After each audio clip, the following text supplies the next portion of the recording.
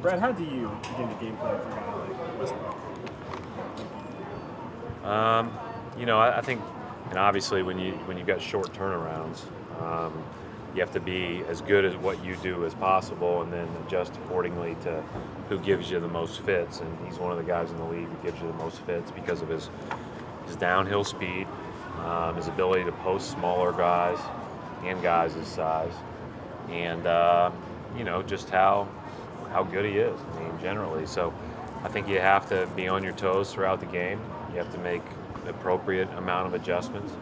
I thought even despite his stat line, we did a pretty good job of trying to do what we wanted to do in the first game. He just made some remarkable plays, and you're going to have some of those, and that's why it becomes so critical that you score on the other end, because there's only so much you can do with the elite of the elite in this league.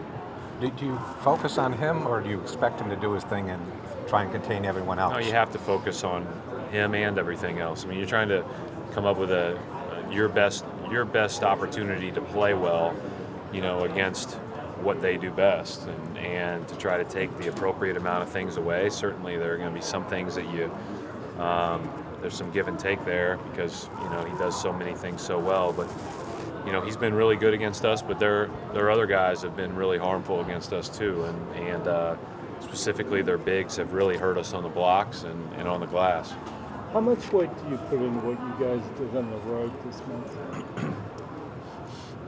I don't even, we've been on the road so much and home for like a day or two at a time, I haven't even thought about where we stand or anything like that. I'm just working on the next game.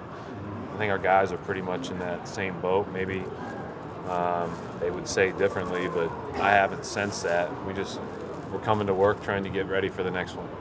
How tough of a decision? I was going to say, some of the defensive improvements over the course of this season, is that just one of those things where it's kind of come back to the mean, or are you guys doing things specific much better? When I was on my honeymoon, my wife and I we took a gondola ride up to the top of a mountain, and I actually called a good friend of mine, and he said, "Get down quick, there's nowhere to go but down from here." And we were the opposite. We were so bad at the beginning, there was nowhere to go but up.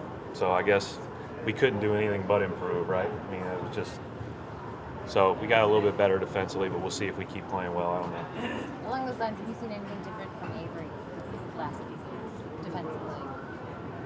Not really. I mean, he's a really good defender. I think we all knew that. How tough of a decision is it for you on whether to stagger Isaiah and Al's minutes, and what goes into that decision on a nightly basis? Not as concerned about it right now. I think especially through this stretch, I'm more concerned about the minutes than I am about staggering them. I trust our second unit's ability to put the ball in the basket and hopefully be able to defend depending on the matchup. And we'll have to tweak that some based on who we're playing. But we'll have that option in the fourth quarter if we need to do it. If we need to make that adjustment in the second half, you can do that. But you can also just see how the game's going. And, I trust our guys that are coming off the bench to play well.